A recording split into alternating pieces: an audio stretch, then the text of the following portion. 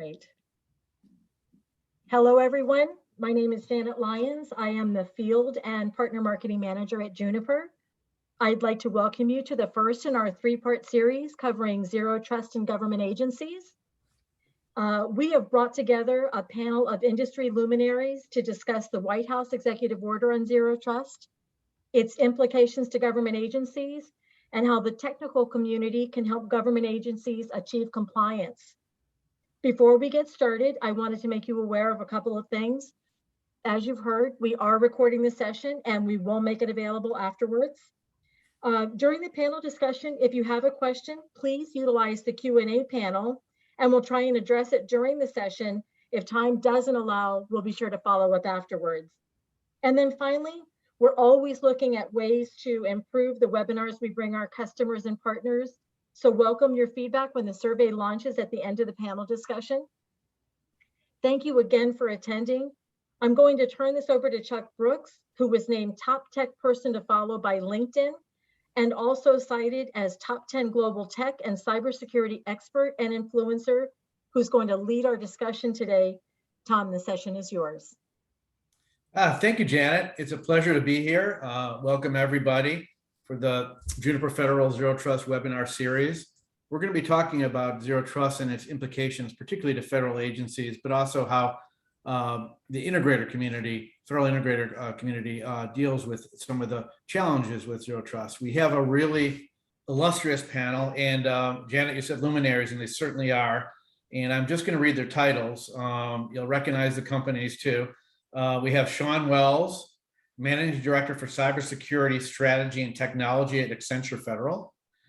Gregory Garrett, Vice President of Cybersecurity at Peraton. Kelsey, Federal CTO at Dell Technologies. Eric Schlesinger, Operations and Engineering, Vice President, Cybersecurity at Parsons. And Tom Van Meter, Senior SE Director at Juniper Networks. We're also going to, before I get to the questions and answers, we're going to be doing a poll. And Michaela, if you wouldn't mind putting out the poll, we want to get a baseline of our interest and expertise of the audience. And the first question, and I'll let you give you a little bit to answer it, is, do you know what your agency needs to do to achieve Zero Trust compliance with Executive Order 14028? Of course, we're going to be talking about this executive order in detail, and I'll leave a few more seconds for you to answer this. But while we're doing this, we could actually do two things at the same time. I would like to introduce Tom to give us a framework of what exactly Zero Trust is and what's in the government mandate. So then we'll be using this discussion that he's providing us to go into the nitty gritty of it with our panelists. Tom, let me turn it over to you. Thanks, Chuck, and welcome everybody. Zero Trust is a data-centric design philosophy, or strategy, if you will, to design secure networks. A properly designed Zero Trust network provides authenticated and authorized access to resources. And so when we talk about resources, we're talking about maybe raw data or a server or an application. And when we talk about authenticated and authorized access, we're saying that whoever, or it could be a device, like a security camera, whatever, wants to access that resource, they have to prove they are who they say they are.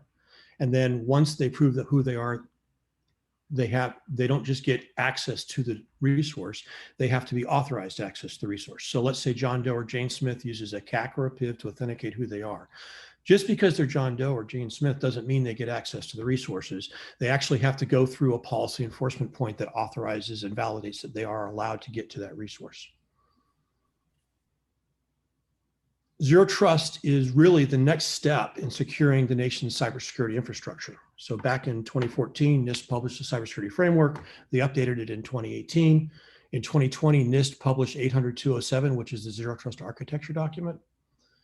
In 2021, President Biden signed the executive order 14028 on improving the nation's cybersecurity. And one of the key things in that executive order was direction that federal civilian executive branch agencies implement Zero Trust architectures. And then in 2022, the Office of Management and Budget published a memorandum on federal Zero Trust strategy, and it identified a series of specific milestones that need to be accomplished by the end of fiscal year 2024. And they laid those milestones out in accordance with the CISA Zero Trust Maturity Model. And they had like 5 pillars that they talk about. So identity and devices and network and applications and data. So Zero Trust itself is a change of mindset. We're all used to a perimeter, and in the perimeter, there's a security stack. And once we get through the security stack, we have implicit trust everywhere in the perimeter. And we can go anywhere because we've been validated by the edge. Zero Trust is a mind change, and it revokes the concept of implicit trust, and it requires explicit trust to access anything. The way in which we do that is we group together resources that share common or similar security requirements, and we surround those with a small perimeter. We're going to call that a micro perimeter. And then we'll put a policy enforcement point in that micro perimeter so that anything or anyone that needs access to the resource inside that micro perimeter gets authenticated and authorized. When we're all said and done, we're going to have an outer perimeter with a security stack on the edge of it. And then inside that, you're going to have a backbone that interconnects a bunch of different micro perimeters. If it helps to think about it this way, think about like an airline, an airport, and you've got a series of gates, and the resource you're trying to get access to with the planes, and the gates to get into the plane is the policy enforcement point for each micro perimeter, and then the TSA security checkpoint to get into the concourse. That's the outer perimeter, and the concourse interconnects all of the micro perimeters. So that's a good analogy if you want to think of it that way. Once you've got that design put together, remember, you have to constantly monitor and maintain visibility of what's going on in the network. And then you need automation to be able to dynamically change your policies based on what's going on in the network. So hopefully that's a good quick summary of overview. Back to you, Chuck. Yeah, thanks, Tom. Yeah, I think simply put, it's trust no one, no thing, and continually verify. To take now Tom's framework and actually put it into what it means in the federal agencies and with our federal system integrators, I'm going to start with Shawn first. And what are your thoughts? How does Zero Trust impact federal agencies, and actually how does it impact the VAR? Federal system integrator and OEM network too that has to deal with these agencies. So on how does it impact the government agencies? I think it's nice that we're finally preparing on how to implement progressive safeguards, whether we call them layers, but or terminal, the TSA analogy. The idea is we're starting to shift towards quite a bit more discoverability and governance, where we are using automated discovery tools to identify managed and unmanaged endpoints, software, network, and all that's well and good. But we're starting to see, at least at Accenture, a shift towards application-centric design patterns, meaning we are fundamentally trying to encrypt data in computation while it's being accessed, while it's being transposed across the network. And for the first time, that holistic view of security is being pushed down to the developer of how to implement the identity progressive safeguards, how to implement shared services. And it's been a really interesting dynamic in that classically, a lot of the security has been focused on the CISO, setting up the organization, setting up auditing, setting up FITARA scorecards. And what we've started to see for the first part of the question is actually a push towards more of the CIOs and CTOs being accountable for layered progressive design patterns, more so than we have in the past. That's interesting. You really do bring it's a change of policy then too, looking at where you're integrating all those elements rather than just the CISO, which is really good insights. Appreciate that. Herb, I'd like to ask you the same question, particularly from the DoD perspective. I know you do a lot with that agency. I think you're on mute, Herb. I'm losing my my video skills here. Been able to travel too much. Yeah, I think from the DoD's perspective, I think one is to realize that that they've consolidated their zero trust activity into a portfolio office that sits in the CIO. So they're trying to centralize their understanding of how they want to approach this. The next thing that I would say is that, they've been asking us to help them create a technology footprint that they can repeat so that they can ensure that they don't have drift in the implementations that they're seeking. And so we're trying to help them with that so that they can apply these security measures in an automated fashion, use the AI and machine learning from what goes wrong to better inform their policy decisions. But what they're really looking for is the ability to have a repeatable blueprint, a repeatable implementation that they can spread far and wide. Because their concern is that if they don't have that kind of control within that architecture, they'll get drift and they'll get exposure. So, that's how I see them approaching it. And, we're trying to help them with that in a variety of ways. But that's really the impact that I see for them. They're using it as a consolidation, as a mechanism to consolidate. Yeah, and you mentioned also the automation aspect of it too with machine learning. Yeah, absolutely. I mean, we have in security, we have a scale problem. That's at least from a technology perspective, that's where I look at it. We know what to do. We just don't have enough arms and legs and minds to actually execute it flawlessly every single time that we have to. So part of what Zero Trust talks about is automating and orchestrating those policy decision points and those policy enforcement points. And so it's applied consistently. And that's the automation. And what we're hoping is that the infrastructure can give us good information so that we can use machine learning models to supplement what human beings would do to make progressively better and better decisions as we get attacked and as we learn about what the bad behavior is. And so there should be a virtuous cycle in there, and that's part of that reference architecture for Zero Trust. And certainly with the announcement of a data and AI portfolio office within DoD, they're believing that they can make some headway in that regard as well. Great, thanks, Herb. And then now, Gregory, I'm going to go actually to you on the next question and you may also want to speak a little bit. This sort of ties into it to your center of excellence that you helped create and your white paper on Zero Trust as it fits in. But the question is, how does a company or an agency map to what they have already accomplished to the Zero Trust framework so they can discover any other potential gaps that might be in the network? So Chuck, it's both a privilege and a pleasure to join you today and the distinguished panel. It's an excellent question. It's an ongoing challenge for the government agencies. Essentially, as you know, every CIO, CISO, CTO is dealing with sort of a technology patchwork quilt of hardware and software today.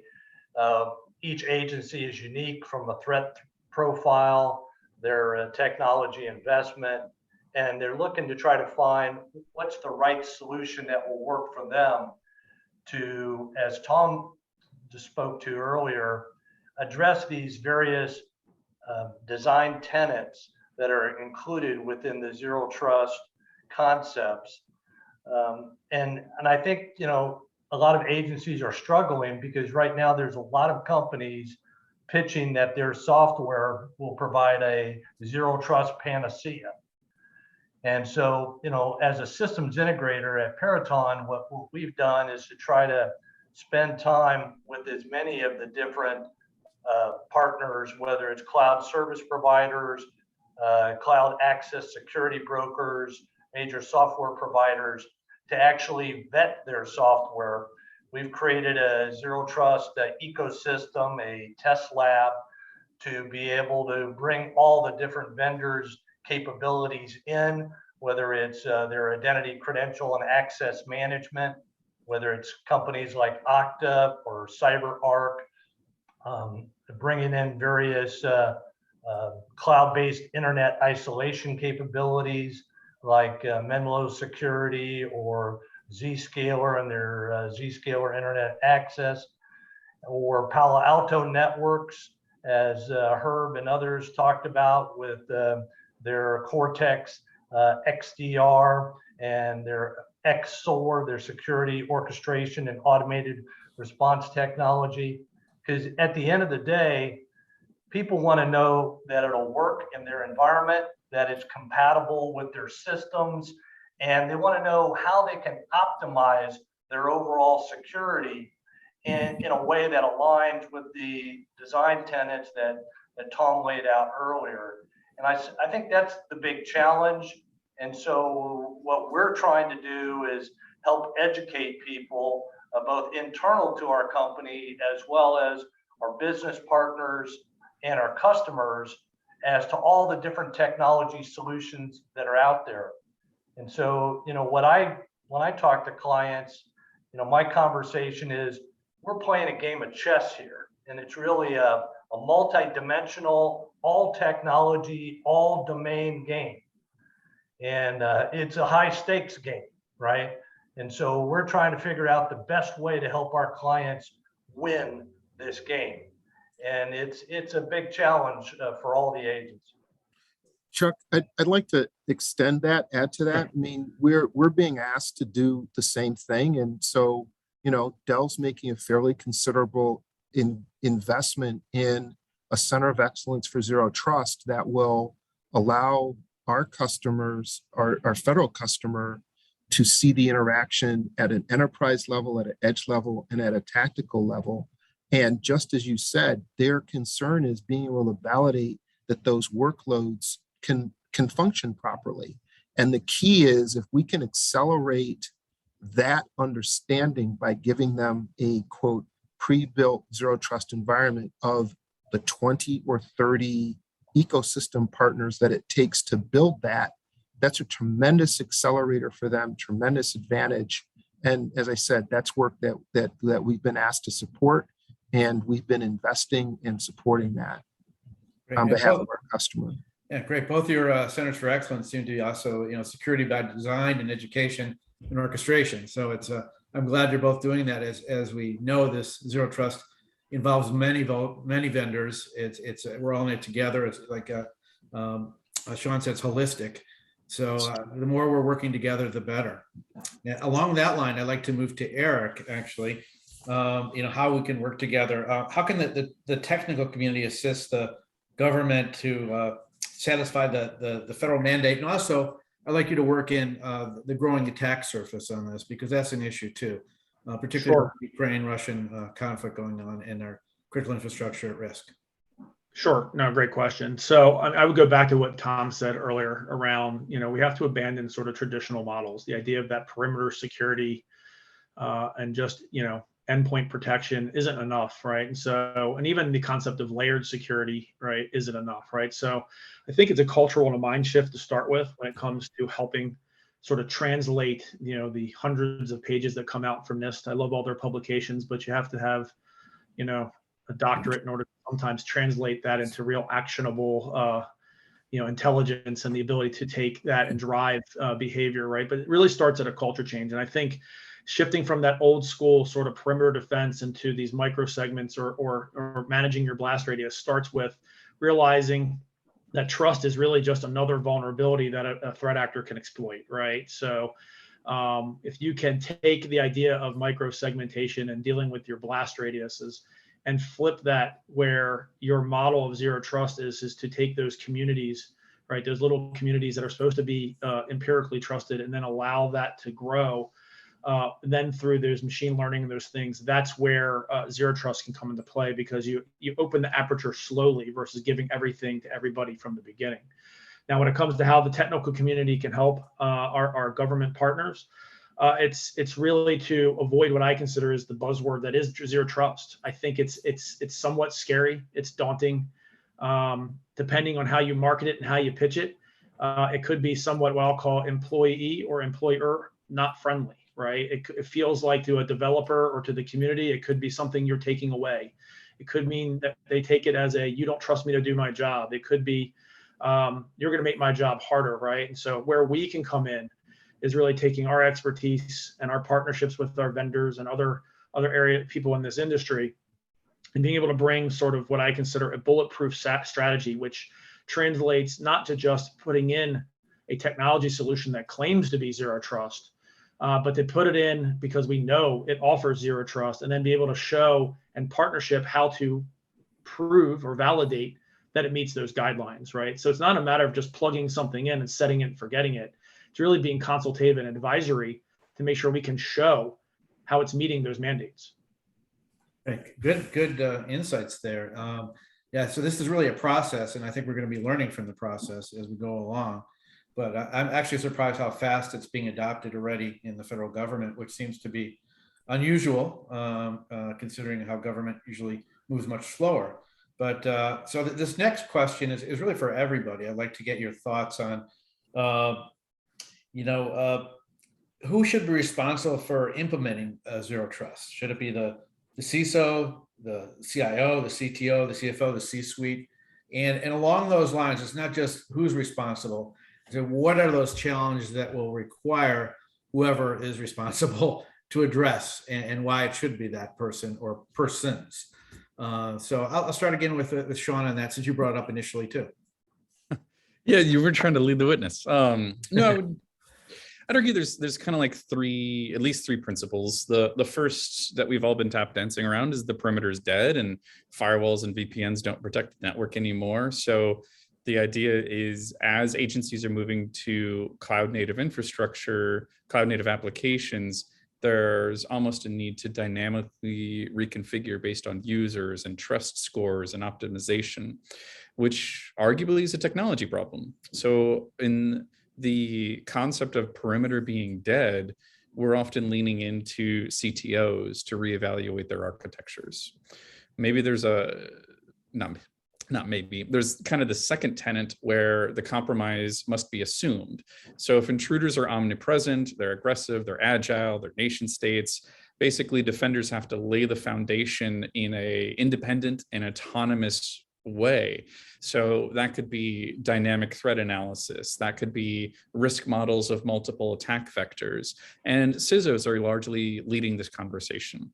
And maybe lastly, there's this third element of, data is truly what counts. So devices, even internal devices, can be friendly one minute and hostile the next. So what we're really ultimately protecting is our sensitive data and the intellectual property or the classified data, not necessarily the device themselves. And that conversation lends itself to the chief data officers. So it's really energizing. For the first time, we're able to say, no, this isn't a CTO problem, and it's not a CISO problem, and it's not a data officer problem. How do we run a strategy that involves all of us together? So there's been very few, I guess as a personal opinion, very few forcing functions for all of these individuals to work collaboratively together to issue guidance on how they're going to meet OMB or CISA or executive orders. So I'd say between these three principles, the perimeter's dead, compromise must be assumed, and data is truly what matters. It's everybody as a collaborative forcing function. Herb, do you want to add to that? And also with so I'm gonna add a little bit of a contrarian opinion, but I think the reason will be clear. Within government, and especially within government, it's the CIO, and it's because they control the money flow for technology. And especially within DoD, where that's not as true, where the technology is deployed as part of a weapon system, I see this as an opportunity for CIOs in DoD specifically to start to control the budget flow. And ultimately, I really like Shawn's points and I agree with them, but I think at some level, it's still got to be the CIO to control the budget to ensure that the eye isn't taken off the ball. Yeah, good point. So now Gregory and Eric, if you want to answer, and then we'll get to our next poll question. Yeah, I can jump in real quick. I mean, I think to Shawn's point, right, it's a group effort going forward because it is an all-encompassing sort of strategy. I think, however, it's a cultural change for any agency or any company. It's one thing to say we want to do that, and I think it really comes from top down. So there may be a desire to get to a zero trust architecture or strategy, but there's got to be clear direction that funnels from the top down that allows then the employee base to understand the what and the why so they can embrace it, because there's a lot of what I'll call security debt out there when it comes to existing infrastructures that every time you make a change, it has a downstream impact. Sometimes it has an upstream, but mostly downstream that affects the people using it. And so it's got to be a conversation around a cultural change that comes from many different C-suites, but it has to be pushed from top down as not a desire, but clear direction. That makes a lot of sense. Gregory, do you want to also comment?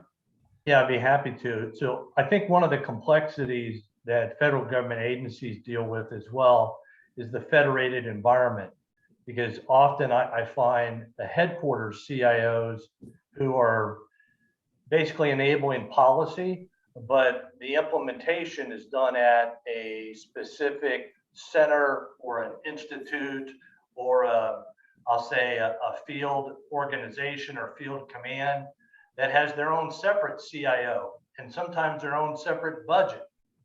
And so, it's a lot more complicated. So the general response is, yeah, everybody plays a part, absolutely. And so every time I work a transition for a client, I'm talking to all the C-suite members, around their aspect of this challenge and what needs to be done. But at the end of the day, you have to look at that individual agency, because some of the agencies are so federated with different components. They have multiple CIOs, they have multiple CISOs, and they have very diverse budgets. So candidly, that's why I often like working with state and local governments, because they're a little bit easier to deal with. They tend to operate more commercial-like, and they usually have a single belly button that you can go to, which is usually the CIO, to work through the challenges. That's just my observation. Yeah, it seems like you all have that observation that it is culture at these agencies that determines what happens. And in any event, it seems that zero trust involves more elements than it did than any other policy has in the past relating to security. Now we're going to go to our second poll question. Michaela, could you put that up?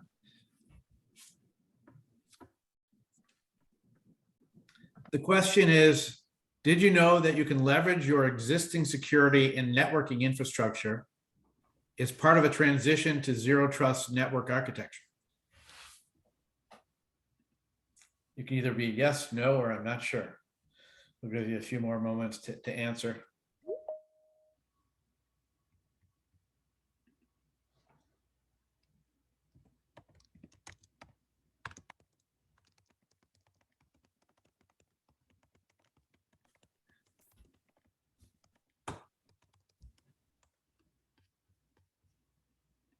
Okay, I think that's good. Now we're going to move. Oh, here are some results already on the first one. It looks like our audience is educated. Most of them knew. 93% knew of the fact that you can leverage your existing security network infrastructure, which is good. It's good to see that there's a lot of awareness now on zero trust. This is relatively new. Now, the next question is, the next question I think is really a question that always has really been perhaps one of the biggest challenges in government itself for a lot of reasons. So it's also going to be a challenge with zero trust. And the question is what can how can you integrate zero trust with legacy technologies? It's not just the technology, it's the programs, the policies, the technologies, and the people too. And again, I'll open this up and maybe we'll reverse it here now. Eric, do you want to go first on that? Yeah, sure. So what's nice is, and usually this is from the NIST publications, they don't tell you how to do it. They just give you guidance in what you should consider or what you should do in order to achieve said compliance mandate. And the same goes with the zero trust here, right? So the nice thing is it is a security strategy where you can look at your existing investments, you can look at what you've done to harden your environment already, and you can layer that on top and look at ways to translate what you've done already with your existing investments into a zero trust strategy. It's easy to find what covers down and what are the gaps, and then you can go from there. A lot of it, much like most of NIST type publications, come down to policy. So how you implement and how you execute, and then you layer on the technology with it in order to achieve the zero trust strategy. So I wouldn't say that every investment and every legacy infrastructure can be made or force fit into it, but there's a good chance you can massage what you have there and in order to find and achieve progress in order to take that forward, right? It's a journey, right? It's a marathon. I'll give you all those bad analogies, right? It's not a sprint, it's a marathon. You can't flip the zero trust by pushing a button. But once you start, you can start it's sort of like an avalanche, right? Once you cut a couple snowflakes here and there, and you can get some momentum, and you can see that material progress. I would start, sort of inward and work your way out, as opposed to the old way of putting a firewall up. We go back to the perimeters, work in, start from your critical assets, the crown jewels, put those micro segments, put those, contain that blast radius, worry about the data there, make sure that's where you've applied your most restrictive zero trust strategies, and then work your way out through those gates to basically to reverse what Tom said, take it from the plane and work your way out from there to your car, right? And so get in a sense, get more trust as you walk your way out. Yeah. But I guess to tie a bow around it, odds are it's not hard to take what you have and start to translate it in and take a first step. That's good to know. That's encouraging. Gregory, do you want to go next on that? Yeah, I think Eric is absolutely right. I think it's working from the inside out. But I'd like to point, to the audience that there's a lot of good documentation that the government has developed as sort of starting points to assess where you are. I mean, I would point people to the CISA Zero Trust Maturity Model. I think that's a good starting point. I'd also point people to the DoD Zero Trust Reference Guide, which I think has a lot of good, here's how you can do it without being overly specific on technology. I also, want to compliment GSA that put out, I think fairly early on, a buyer's guide and a 5-step basic methodology that mirrors a lot of the key components that Eric said. I think the key is to really do an honest assessment, and not I'll say what people would like to hear, but an honest assessment of where are you from a cyber defensive posture, and then look at the specific zero trust design tenets that are called out in the NIST 800-207 document, and say, do we have the policies? Do we have the capabilities? How are we, implementing this today? And do an honest assessment of that and their level of maturity, and then decide to take a phased approach with a certain area or aspect of the organization, not try to, implement this on a whole scale, all domain, all technology approach, right?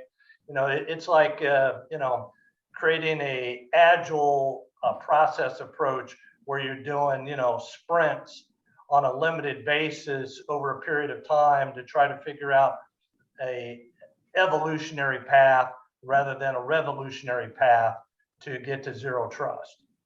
I can see how important strategy is in this, in having that come to fruition. Herb, do you want to go next? Yeah, I think, what we've been experiencing is that gap analysis has to be candid, and the things that you can keep are the things that either adhere to that principle currently or can be readily adapted to that zero trust principle. But the things that you can't keep are things that violate that principle. And so it's not really a question of, can you adapt this to your legacy environments? It's a question of, what's the amount of friction to get what you currently have to adhere to the principle, right? And that's kind of the shift that we were talking about earlier, which is, this is a shift in how you approach it. And so it's a question of, in almost any model, is what you have adaptable enough to support the new activity? And if it is, you can keep it. If it's not, you can't keep it. And that's kind of the process that we've seen going on. And the reference material that Gregory was speaking of is spot on. It's very helpful. That makes sense. And with all the emerging technologies coming online, being able to adapt really is essential. Whether it be zero trust or whether it be any other implementation of a technology or process. Thanks, Herb. Shawn? So if we're continuing, the impact on DevOps process, I would argue it makes us fundamentally reliant on shared services. So we're starting to, for example, further control user access through dynamic trust scoring, evaluating the state of the identity, the security profile, the behavior of the device. And if I have to do that as an application owner, I have to be an expert in all these different things. Instead, why isn't there a single identity service that allows me to just say, should this person log on? And all the complexity of credential management, trust scoring, profile evaluation happens on the back end. So it's pushing us towards somebody, usually the CIO or the CTO office, providing prolific shared services. Maybe it's protective DNS, which is one of the programs CISA is rolling out. Maybe it's truly the dynamic trust scoring of identity, which is a program Department of Energy is rolling out. And so that's kind of pushing us in a new design pattern to focus more on the mission, to be reliant on shared services. There's a couple of examples of that.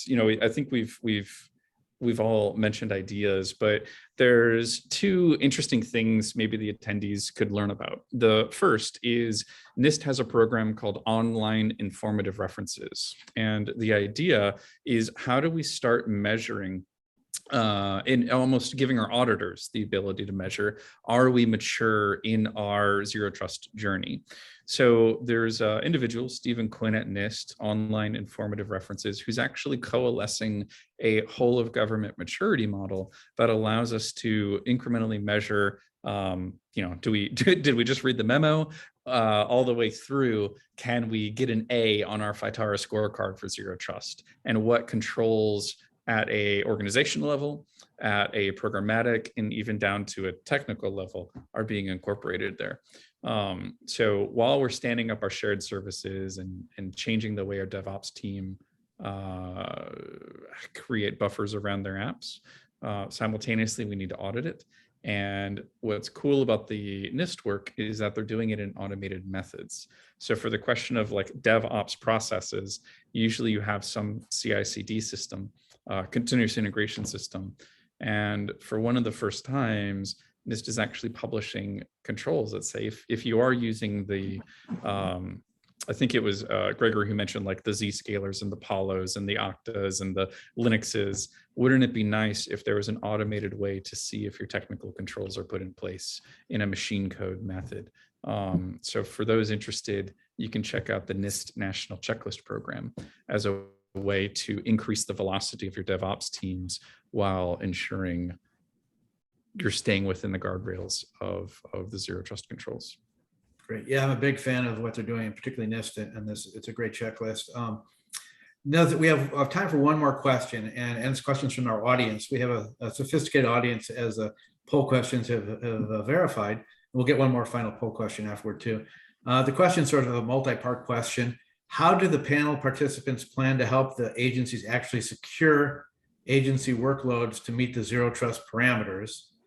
Is the expectation that the CSPs, AWS, Microsoft, et cetera, will provide adequate security, or is there another process and layer that should be implemented? And how will this work in regard to edge computing practices? Who wants to tackle that one?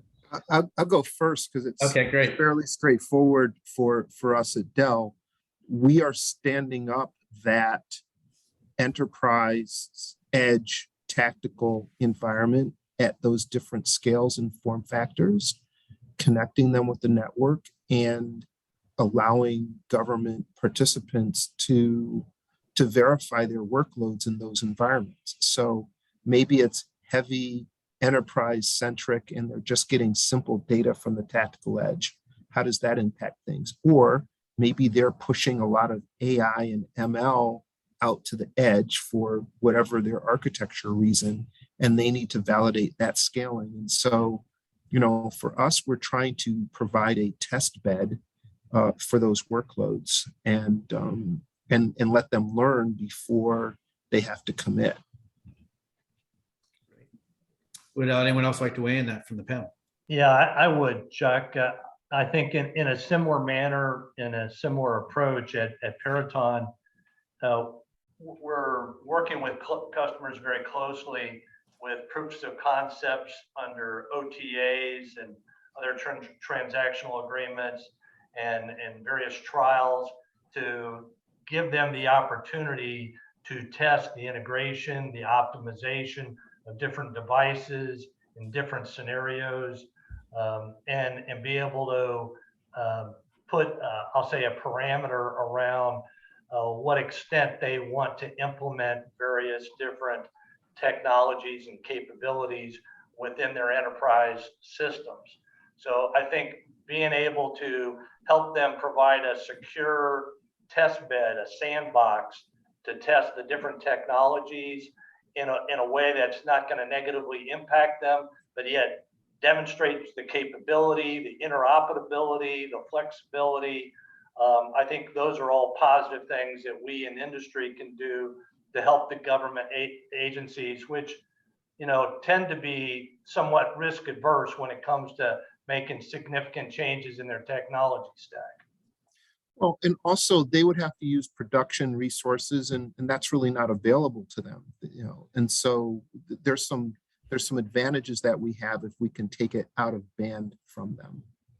And if I could just add, I mean, CISA and DHS have partnered with a industry group, ATARIC, and done a lot of demonstrations and viability tests and some proofs of concepts with at least 40 or 50 major vendors over the past 6 months to try to demonstrate and provide proofs of concepts. I mean, I can't tell you, Chuck, how many times government agencies have said, Greg, don't come in here, you know, with a presentation or a white paper.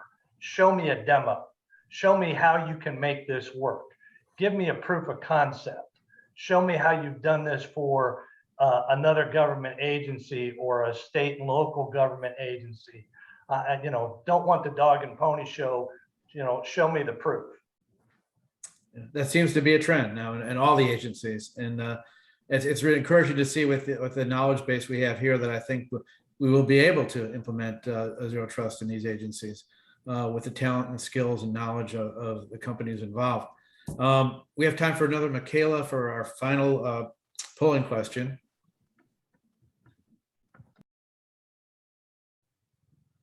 Considering the time frame for agency compliance, will you make zero trust a priority for 2023? We'll give a couple more moments here for our audience to listen, and I think we're up near time. So I want to do a couple of things. One is that this is the first of Juniper Federal Zero Trust workshops in the webinar series. The next one will be likely in September and will include CISOs from federal agencies themselves. I think this has really provided a great understanding of the challenges that they are facing and how they can be helped by the private sector. You know, I also wanted to take this time to thank our really illustrious panel. It's rare that you get so many people that have so much expertise in one panel, and also are leading you know, a lot of the zero trust movement within the agencies themselves, and that's Shawn Wells, Gregory Garrett, Herb Kelsey, Eric Schlesinger, and of course Tom Van Meter for opening this up for us too. And I want to thank everybody, and I think Janet. Well, here's a final thing. It's pretty quick. Considering the time frame for agency compliance, will you make zero trust a priority in 2023? 50% said yes, and 50% said I'm not sure. So like everything else, compliance is sometimes the second part to come, and we'll leave that up to the lawyers. But it is a vital part of any operation and program, though. So it's difficult to slight that too. But compliance will be an issue, particularly with the agencies themselves for adhering to the zero trust model. I guess we have a couple minutes for any final thoughts from the panelists if they'd like to weigh in before we adjourn. Again, thank you for being here. It's a great panel, and I'm looking forward to the next one too. Okay. Thank you everybody for attending, and I'll pass it on to Janet, who may have some additional items to discuss. Thanks so much, Chuck, and thanks again to the fantastic panel that we were able to bring together today. There might have been a little bit of trouble that some of the folks that registered, and we had a giant registration, didn't get the actual reminder invitation. So this recording is going to be so important because I'm going to make sure that everybody that registered and wasn't able to attend gets the recording of it. Thanks to everybody taking a little bit of time out of your calendars to participate in this workshop. As Chuck mentioned, we do have a second one that's coming up that we're going to load the panel with federal agencies and maybe even a few state and local government agency contacts. And there will be a third probably at the beginning of October that will finish this whole series off. But if you guys have any questions, you are welcome to reach out to me directly at jlyons, L-Y-O-N-S, @juniper.net. Have a great rest of your afternoon. And thanks again to the panel. You guys were terrific. Thanks, everybody.